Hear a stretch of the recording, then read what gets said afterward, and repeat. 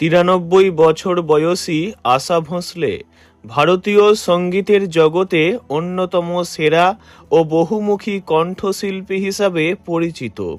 7 দশকেরও বেশি সময় ধরে তিনি বিভিন্ন ভাষা ও ঘরানায় হাজার হাজার গান গেয়ে শ্রোতাদের মুগ্ধ করেছেন।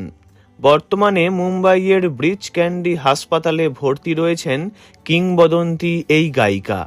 11 এপ্রিল শনিবার সন্ধ্যাতেই হৃদরোগে আক্রান্ত হয়ে হাসপাতালে ভর্তি হন তিনি। এই খবর সামনে আসতেই উদ্বিগ্ন ভক্তরা। এই মুহূর্তে ইমার্জেন্সি কেয়ার ইউনিটে রাখা হয়েছে তাঁকে। চিকিৎসকরা কড়া পর্যবেক্ষণে রেখেছেন আশাজিকে। বলিউডের সংবাদ মাধ্যম সূত্রে খবর, তাঁর শারীরিক অবস্থা আশঙ্কাজনক। আশা ভোঁসলের দ্রুত আরোগ্য কামনা করেছেন তাঁর অগণিত অনুরাগীরা। জানা গিয়েছে বর্তমানে চিকিৎসক প্রতীত সামদানির তত্ত্বাবধানে রয়েছেন আশা ভোঁসলে। এও জানা গিয়েছে সন্ধ্যা 7:30 নাগাদ হাসপাতালে ভর্তি করা হয়েছে তাঁকে।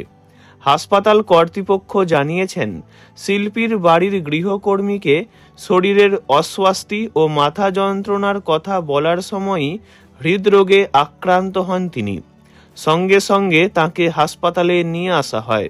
চিকিৎসকরা আশা ভোঁসলের শারীরিক অবস্থা আশঙ্কাজনক বলেই জানিয়েছেন।